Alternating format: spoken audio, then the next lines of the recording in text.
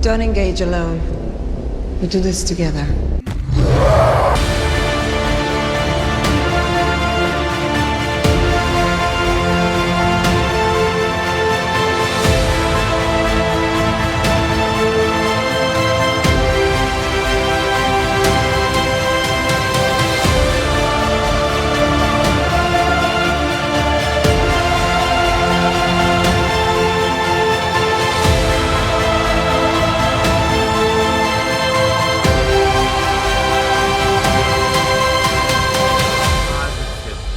Yeah! Yeah! We got it! We got New 52 booklet. it! Somebody clip this one. Welcome to Under Two Capes. I am Jared. I'm here with Taladia Plays. What's up, brother? Hey, I'm excited to talk about comics with you. Here we go. And I'm here with Nick from the Phoenix Press. What's up, brother? Buckle up, friends. The repairman's here. Okay. And by the way, before we get started, just wanted to remind all of you is that if you haven't already, please consider backing 2100 Samurai issue 4. The link will be in the description below. Appreciate it. No problem. So today, this is going to be a twofold episode. So we're going to talk about how to fix DC comics and then how to fix Marvel comics because, oh man, have they been screwing up lately. And So by fix it, we don't mean burn it all to the ground. We mean actually fix it. As entertaining as that would be, that is correct. So I mean, I bought the some more, but I'd rather not use them. yeah, exactly. So do you guys want to talk about Marvel or DC first? What do you want to do? I figure let's start with what we know. Let's do DC.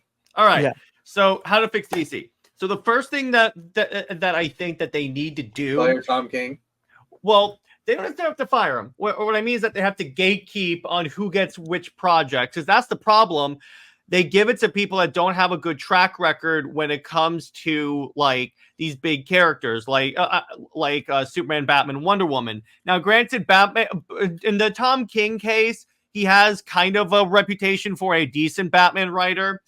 He has a pretty good case for Superman. It's Wonder Woman where he's completely dropping the ball. What do you think, Nick? Well, the problem is when it comes to DC Trinity, 1/3 of the DC Trinity is treated as a training wheels book. Yeah, exactly. DC doesn't really give Wonder Woman the respect she deserves for all their talk of like, oh, we want strong women, we want empowering characters. You literally have the strongest woman in comics at your doorstep, and you do jack diddly squat with her.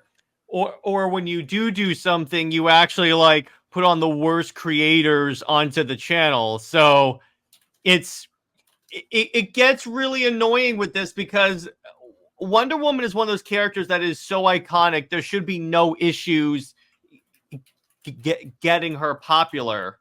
Like the only reason the George Perez run was so good is that guy had built up the cloud off of Teen Titans and Crisis on Infinite Earths. He could do whatever he wanted. So when he did his Wonder Woman run, they pretty much left him alone.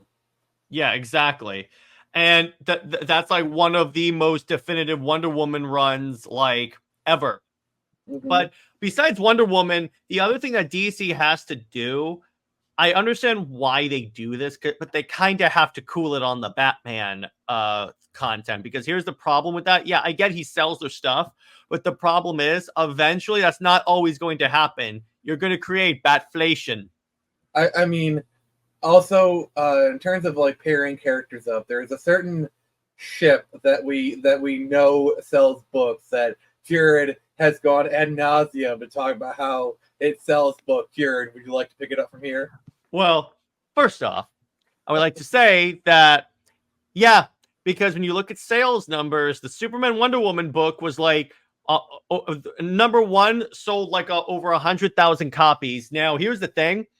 That is significant for a Superman and or Wonder Woman book. So in modern times, yeah. Whereas when they brought back Clois, 30,000 for issue 1, and I thought that's the one that everyone wanted. But anyway, I don't know like the average sales figures for back then, but nowadays a decently selling comic book is 15 to 20,000 copies. Yeah, I know. How sad is that? How sad is that? Now, 10 years ago, it could very well have been different. So I'm gonna put that asterisk there. Yeah, exactly. Now, yeah. So Talati, I'll ask you. How about the sales ability of Super Wonder? Do you think they should go back to that? You know my answer to this, Jared. Yeah. I think Yes, I do. it's like they should go back to do that because I think it's a different, unique direction that DC was going in, Mhm. and it sold gangbuster numbers. I'm sorry if you're It watching saved the this. company because the company was going to be shut down before the new 52 happened. That's what people Yeah. don't tell you. Yeah, and the thing is, I'm sorry, Tevia, but New 52 outsold Rebirth and Dawn of DC combined. Yeah, like substantially, and that's The the other- problem. Yeah. Oh yeah. Go ahead, Nick. No, finish your topic, then I'll go on the next one. I was just gonna say that's the problem with nostalgia because that's what Rebirth and like Close was. It's relying too much on nostalgia. When you rely too much on nostalgia, you severely limit the amount of like fans. And I get that like some people wanted, all we wanted was like a proper conclusion to the DC universe. And I'm like, guess what? If you had waited for that, DC would have been shut down by AT&T. But I anyway, mean, there is go on, a Nick. way to do nostalgia and move forward. We'll talk more about that when we get to the Marvel stuff. But what I wanted to say is this is more something that DC needs to kind of do more of, is more of the crossovers. Like, we've gotten some really good ones, like Justice League Power Rangers versus Godzilla. Again, we'll talk more about this with the Marvel stuff, but I definitely think more of the crossovers. But so real quick, what, like, if you were to say like your craziest crossover between a DC character or characters and another property, nothing off limits, A non-DC property. Yes. Invincible. No, I got a good one. All right, go ahead. Okay. Teenage Mutant Ninja Turtles crossed over with Batman. They've done that before, and that was awesome. Justice League Dark Stranger Things. That's a good one. That's a good one. I like that one. I like Like Constantine shows up in Hawkins. Yeah, I can see it. Halo and Deathstroke. They're both super soldiers. You said it. You said no rules, Nick. Yeah. Jared, the Halos from outer space. Yeah, Deathstroke can be in outer space. I rest my case. You could even do Aquaman and Namor, at which case Aquaman kills Namor because Namor sucks. Also, have we ever had like an actual race between? Well, it's objectively proven that Flash's info would beat Quicksilver. Yeah, Quicksilver is more supersonic, while Flash beats the speed barrier. Well, as far as I know, Quicksilver has never gone fast enough that he breaks the time barrier. Yeah, like I think even Kid Flash could wipe the floor with like pretty much any speedster could wipe the floor with Quicksilver. Honestly. Yeah, well, here's the thing: they should do more Marvel DC crossovers because those I guarantee you those sell well. And remember that one comic they put out with all the Superman clones teaming up? Where was that? I swear I saw like there was an issue where like Superman and all of like the Superman clones at the time need a crossover issue. We need an updated version of that.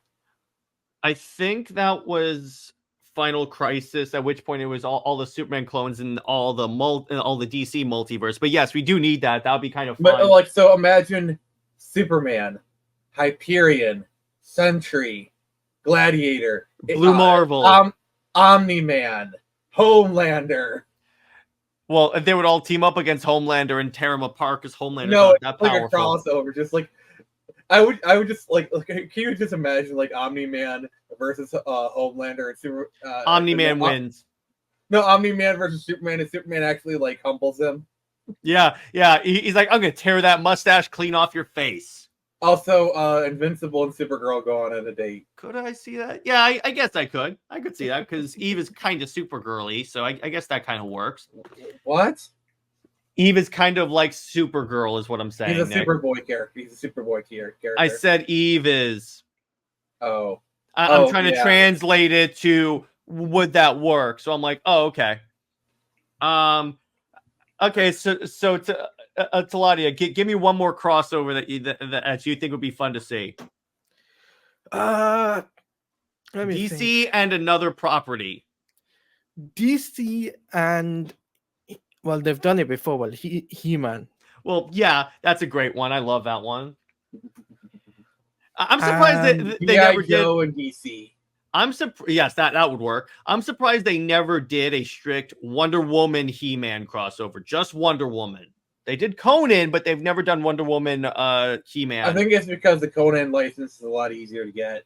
Yeah, I bet. I'm just saying because those two would actually fit together really well in a crossover. But so moving on, the other thing that I think DC needs to do is honestly at this point, what they should do is conclude the universe, give it a proper conclusion. Like do what they couldn't do with the new 52 because they have more time now. End it, like have a good conclusion, and then reboot it.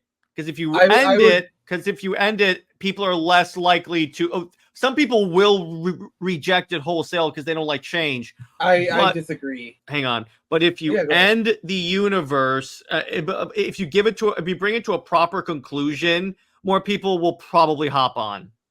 I think DC needs to kind of do what Marvel does and have an ultimate universe. Well, they're doing that too. Start fresh, redo characters, do them for kind of more modern times, and have your crazy stuff. Like, you want a Black Aqualad? There you go. Like that's where you put all the crazy ideas. Then you have your main continuity. So essentially, what you could do is have Earth social justice. Earth, no, it's called Earth SJW. Yeah, exactly, and that's where you do all that stuff, and then that way you keep the other universe as people remember it, or you could mean, the initiative is only going to last a year, but hey, at least we say we tried. Yeah, exactly. So, yeah, let's talk about that absolute universe real quick, that ultimate universe that they're starting up, because here's the thing. While I am hopeful for it, the problem is I think you're going to encounter writers that wanted to write for Superman, let's say, in the main continuity, couldn't. So take their same idea with the same Superman continuity into the ultimate universe. In other words, someone that wants to write a Superman and Lois story can't because Joshua Williamson controls Superman. And it's like, okay, I'm going to go to here and write the story. Yeah, it's kind of what the Ultimate Universe, the problem with the Ultimate Universe had in the 2000s where, like, for example, characters like Daredevil, like, they didn't really even change him. They just brought him over. They didn't really introduce any new concepts for him. Yeah, that's my one concern, because obviously if they establish it has to be different. Like the minute I see like Superman and Wonder Woman together in that universe, I'll be like, okay, I can kind of see where they're going with this. Not just because I like Superman with Wonder Woman, it's also going to signify to me that they're actually going to change stuff in the universe. So Superman and Lois, they have a daughter called Donna Prince. No, not Superman and Lois. Don't you dare. No, sorry. Superman and Wonder Woman. Did you just have an old man moment on the recording? Wow. Off. So Superman and Wonder Woman have a daughter called Donna Prince, fun fact, her stage name, Donna Troy. Well, fun fact, in the new 52 era, it was rumored that for Charles Sewell's Superman Wonder Woman series, it was going to eventually have like Donna Troy be the daughter of Superman and Wonder Woman. So that was like some new, because Donna has one of those weird origins where it keeps going back and forth.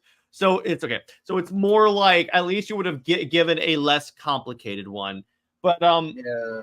So let me start with Taladio. What do you think is like the one?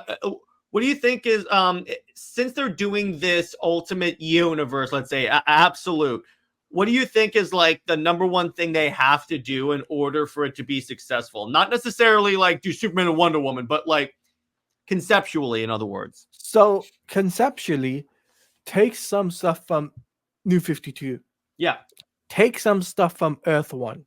Mm-hmm. Take some stuff from All-Star and combine them, right? You could tell great stories if you combine all three universes,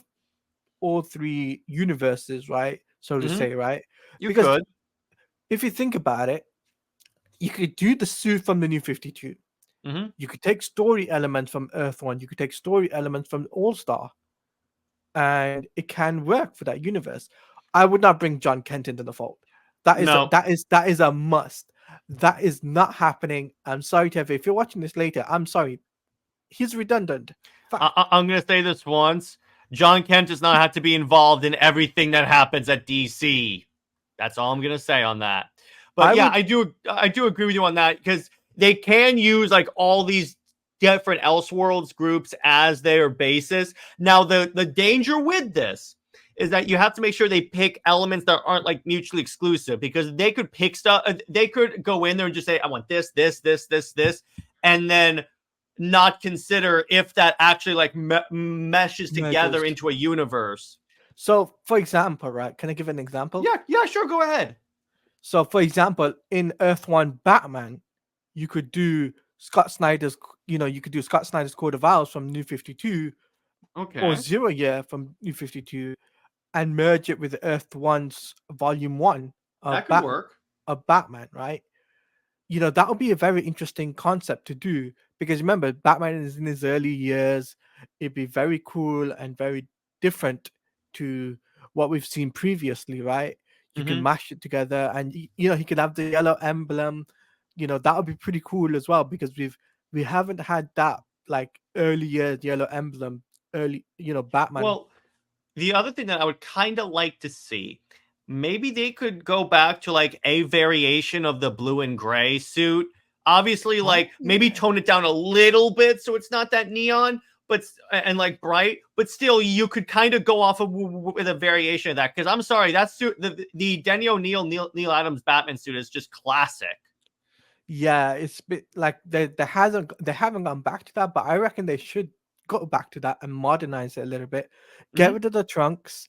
Well, just have the belt. It'll be different. It'll still have that classic look. Yeah, you got to make this different from the other universe, because if it's not different, why are you doing an alternate universe? Exactly.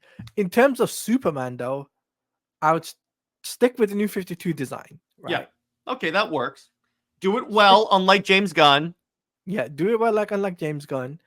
The only thing I would change is the S at the back, right? Instead of it black, have it yellow, right? Okay. The reason why I say that is because it's iconic, the yellow S at the back. So that's what I would do, because yes, New 52 black S on the black emblem on the cape. Yes, it's iconic for the New 52, but if they did it yellow, it still would resemble for fans to be like, oh, well, this is different. He's got the New 52 look, but he's got the yellow S. And I think if the David Cornsweat Superman reveal has shown anything, I think people are sick of the desaturated colors. Because I remember, like, one of the first things people did is they brought out the colors, and instantly the suit looked at least 30% better. Yeah, I wouldn't say it was fixed, but it looked a lot more palatable. Yeah, it did. And the thing that again, when I said desaturate the bat suit, I meant a little bit. Like, don't go full like black practically, but a little bit, because I argue that a lot of the really bright suits don't kind of work, particularly for modern Batman. But anyway, because Batman is a creature of the darkness. Yeah, exactly. And there needs to be a balance, like you guys have been saying. I think one of the problems is the Batman, like the pre-New 52 Batman, was a little bit too colorful, kind of like the Jeff Johns era, kind of Batman. You Jeff Johns wrote Batman. Or I'm sorry, I just remember like watching this YouTube video. Oh, Grant Morrison, you mean? Grant Morrison, yes. Sorry, my apologies. It's all good. Where it was like way too colorful, like just the book itself, not just Batman. And I'm sorry, Batman is not colorful. I appreciate that. That definitely works. Now, Nick, before we transition to how we would fix Marvel, let me ask you this. If you're in charge of the absolute universe, the ultimate universe, how would you...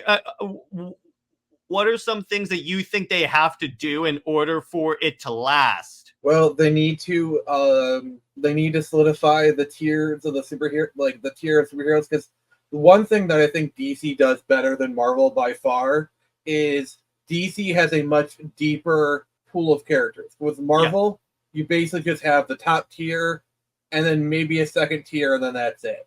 with DC, you have at least 3 or 4 layers of heroes. Like you have your top tier, like your Batmans, Mm-hmm. and then you have your second tier, which is like your Nightwings.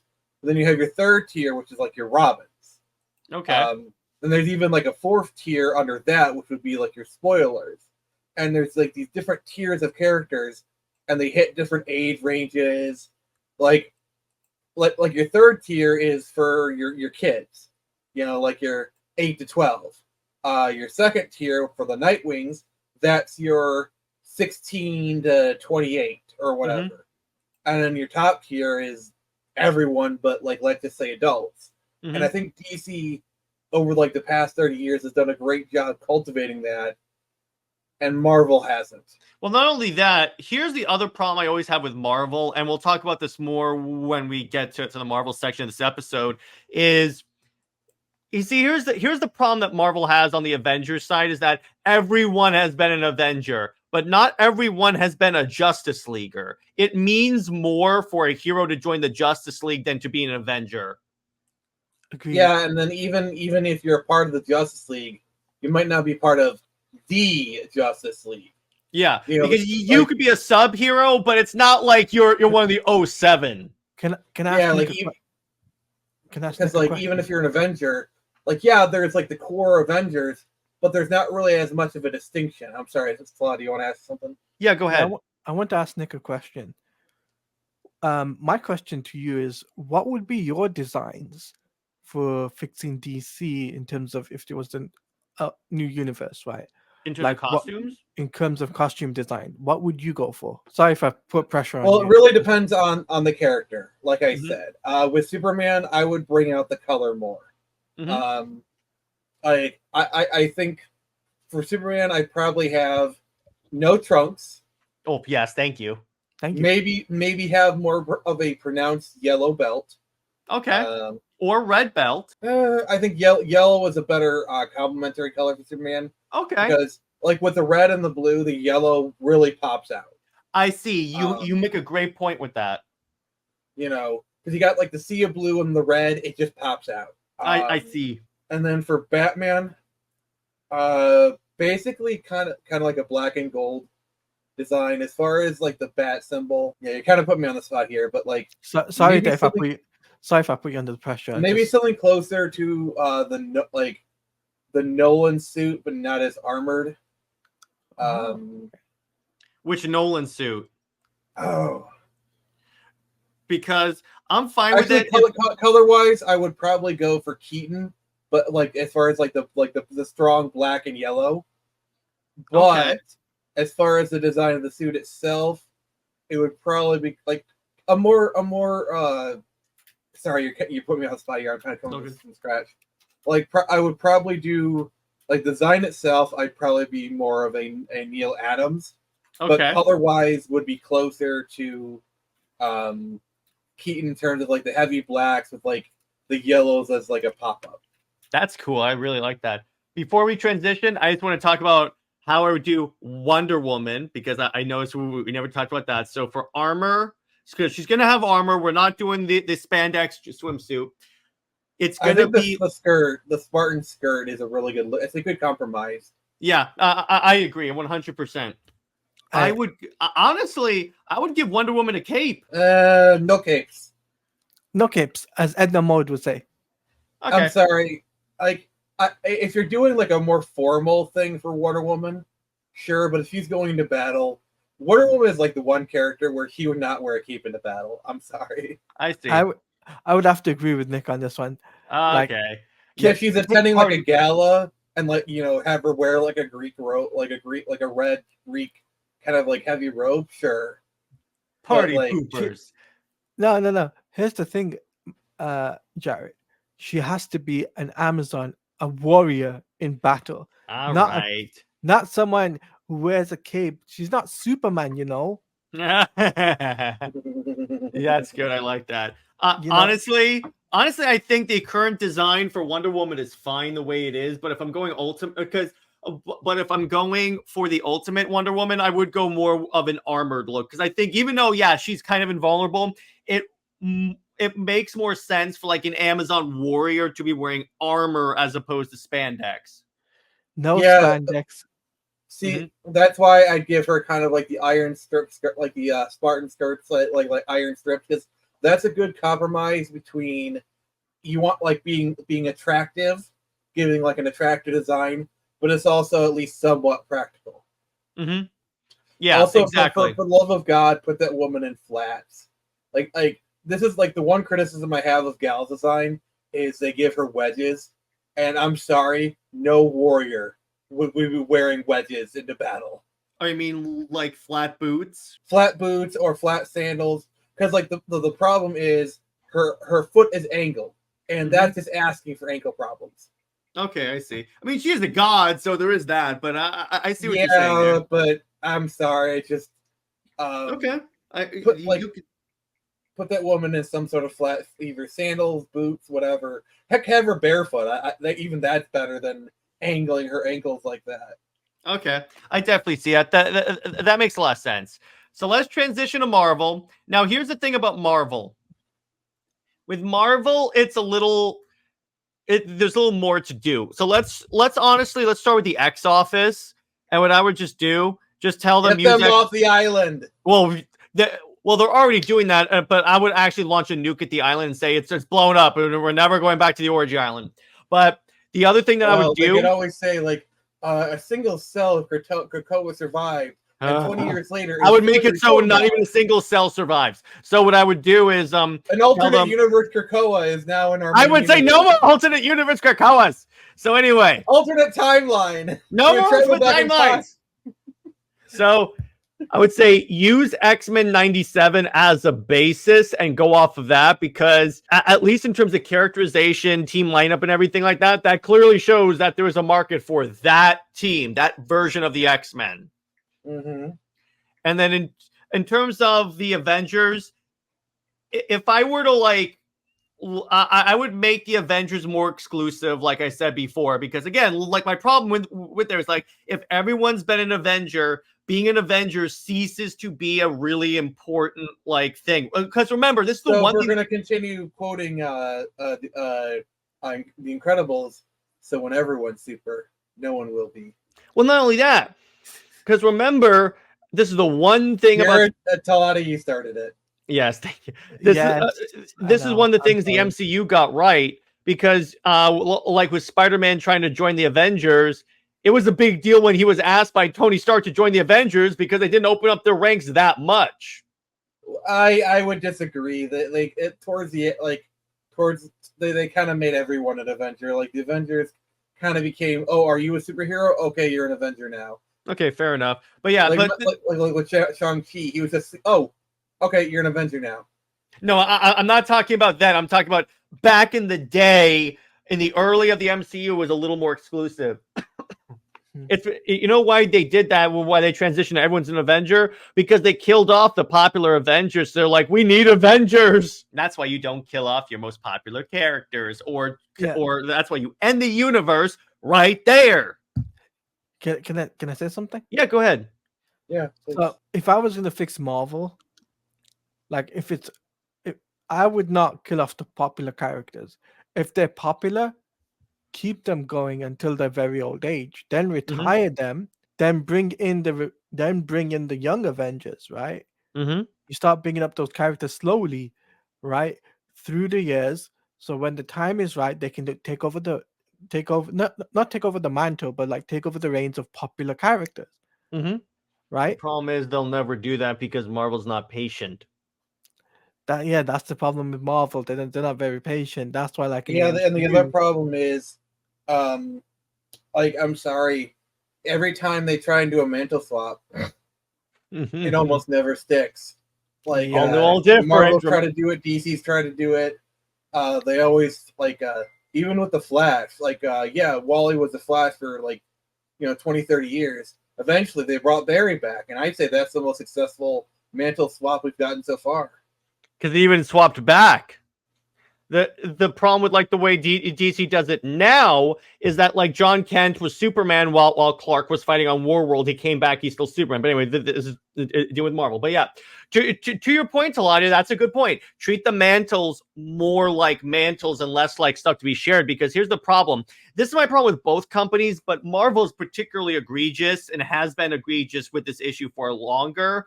They allow multiple Captain Americas, multiple Thors and such. And I'm like, no, there has to be one. Because if I use this example all the time. If I were to walk out my door and obviously bring you people with me and say, go to a neighbor, what's Captain America's name? If they know who Captain America is, they're going to say Steve Rogers. They're not going to say Sam. Yeah. And if they say that, oh, who's Spider-Man? They're not going to say Miles Morales. They're going to say, well, Peter actually, Parker. here's the thing. Some people may say Miles because of the Spider-Verse movie, which was successful. Well, even Captain America, the MCU has shown you can have variants of the character. Like, look at U.S. Agent.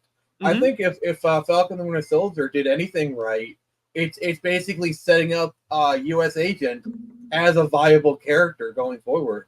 Like, he's not Captain America; he's his own character now, and that's cool. Honestly, that's what they should have done with Falcon. But okay, but it's like. The way I see it is like what Marvel is doing currently across the board, whether it's video games, movies, TV show, is the fact that they quickly, passing on the mantle without fleshing out the characters, and giving them time to be popular enough.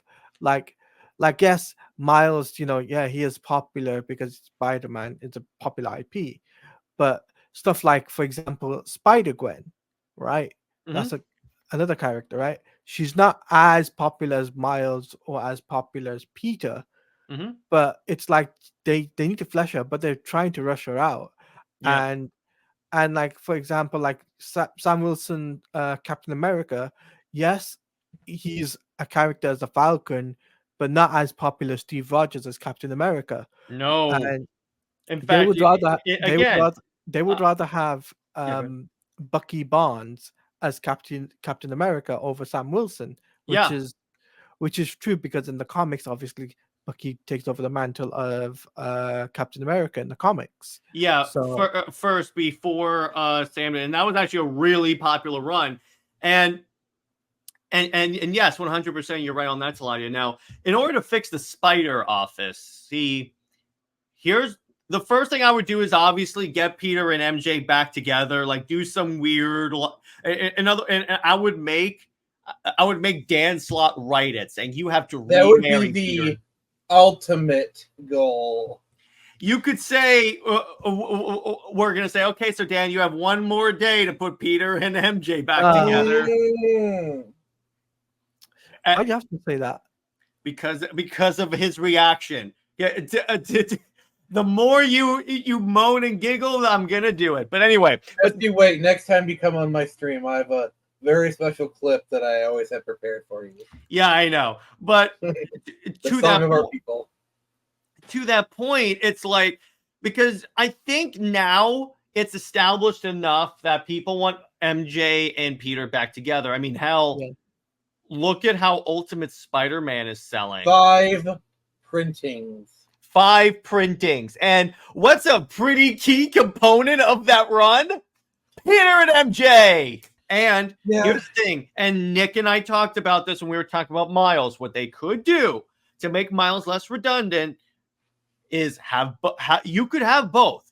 Have Peter be married to MJ and being the more adult Spider-Man that maybe handles all the Avengers stuff. That's like the big picture stuff. Then have Miles be the more friendly neighborhood Spider-Man. The more relatable high school Spider-Man. Is that correct, Nick? Yeah, definitely. Yeah, I agree with you guys. I just think, like, the way I see it, though, it's like that's the way I would run Marvel, right? Instead of what they're doing right now. Oh yeah, because like fleshing out the characters is a key focal point across comics, movies, TV show, for the characters, right? And if you don't do that, you're basically, you're putting yourself in a pickle, right? Exactly. Because then people will say, well, how did this go this from this part of the story to the at the end point of the story? Like, where's the middle part? Like, Hmm. where's the so it's like that's the way I see it. It's like because Marvel rushed out the characters. For example, Kamala Khan, right? Yeah. Miss Marvel, they rushed her out really, really, really quickly. They didn't really flesh out, like give her time to, like let's say Well, have 2 seasons of or 3 seasons of Miss Marvel, right? mhm. To understand her back, not only to, for her to get used to her powers.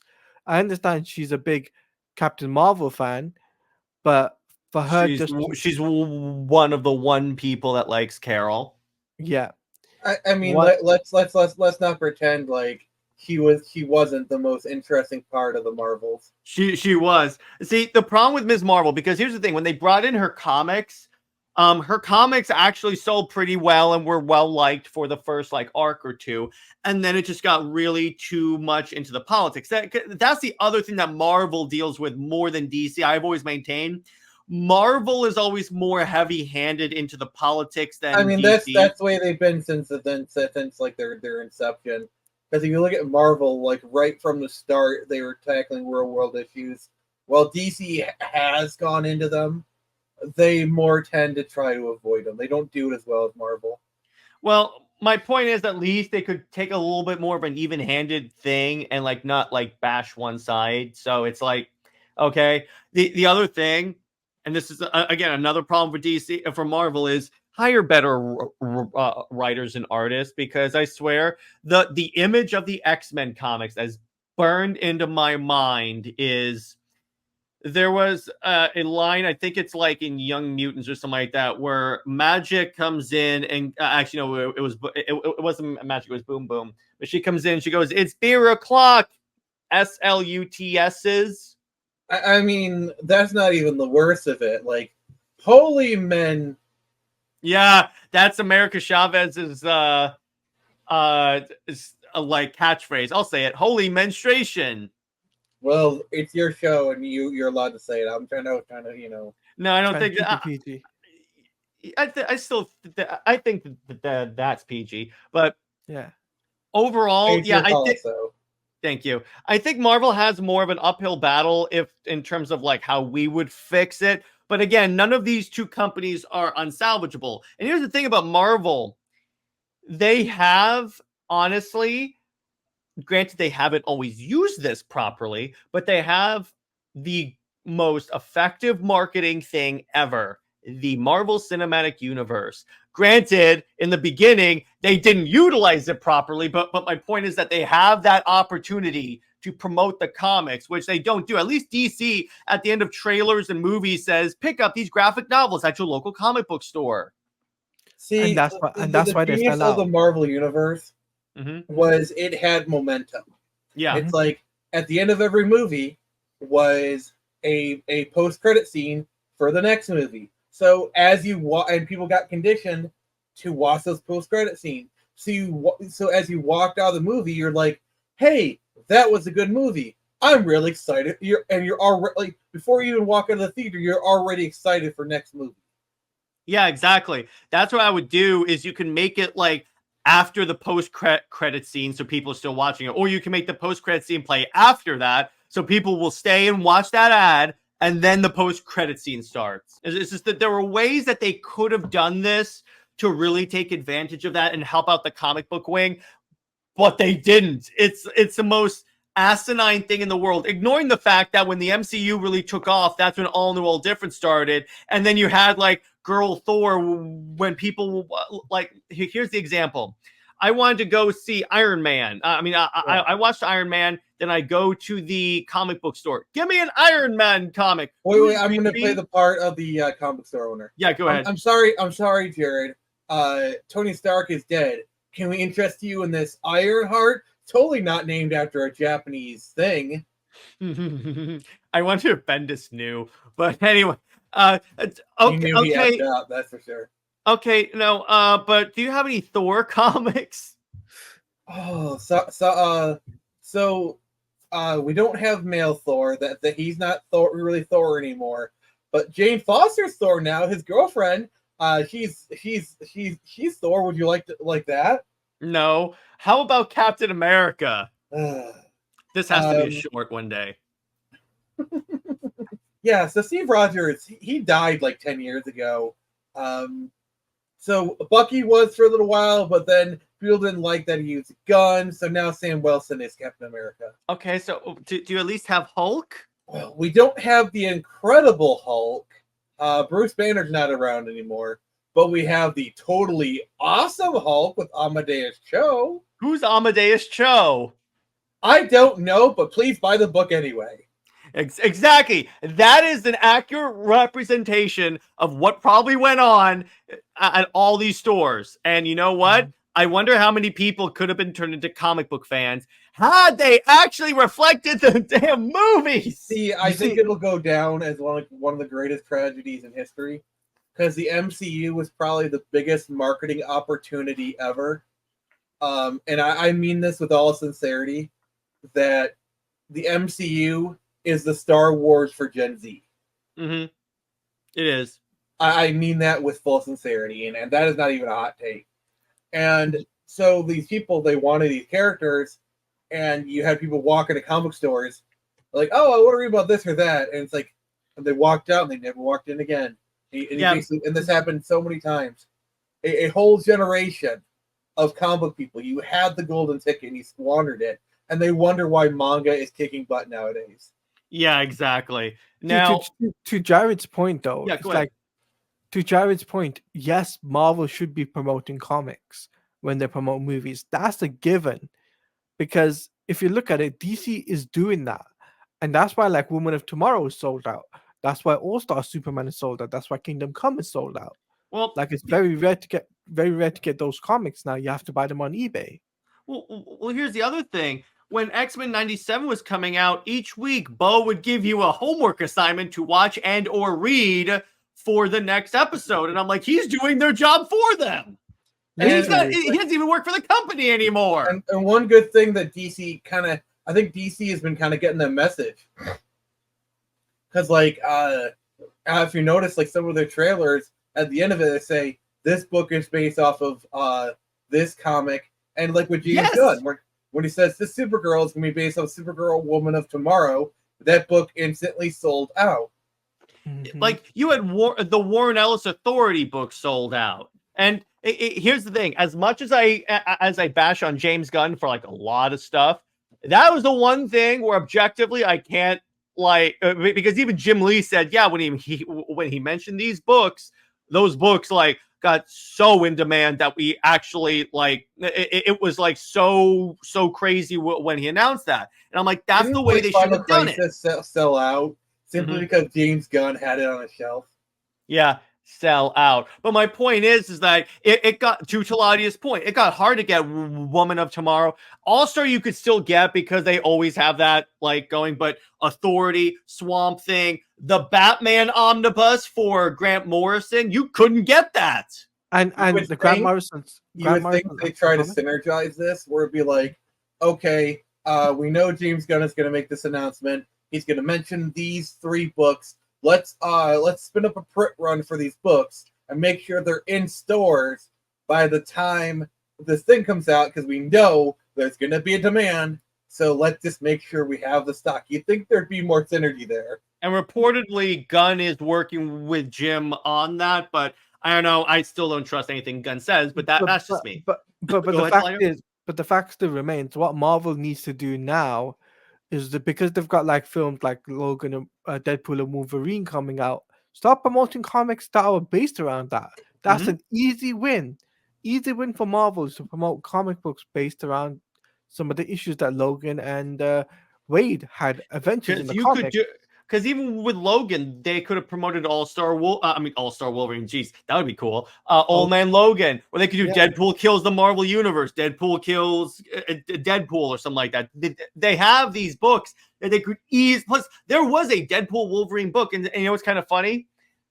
People don't know this. So when the pandemic hit, so you remember when, like, Falcon, the Winter Soldier, and WandaVision were coming out? So what happened was, Marvel had a Falcon and the Winter Soldier book all prepped. They did it because the show was originally supposed to come out before WandaVision.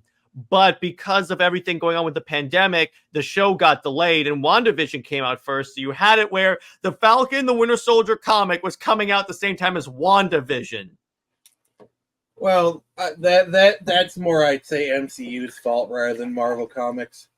No, but I'm saying Marvel Comics could have at least also delayed the book and said, no, we're going to, if we're doing this for a marketing stint, let's make the marketing stint actually work.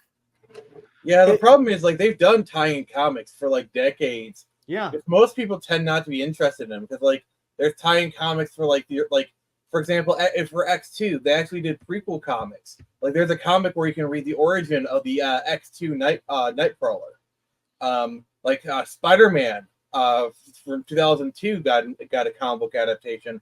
I mean, heck, Batman 89 got a comic book adaptation. And a sequel that was pretty much the original thing for the 89 sequel.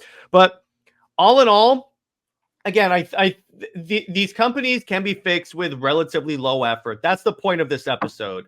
And that's where we want to leave you guys. So we're going to wrap it up. So I want to remind you guys again to, if you consider it either back or share 2100 Samurai to anyone that's interested, it really helps it. It really helps it out. So real quick, so this is coming out on Friday, which will be tomorrow. So Taladia, where can we find you and what have you got coming out? So you can follow me on Twitter at TaladiaPlays_ on Twitter, and you can check me out on YouTube at Taladia Plays. I will be doing my prediction video over the weekend. I'm going to be recording it and then uploading it either Sunday or Monday.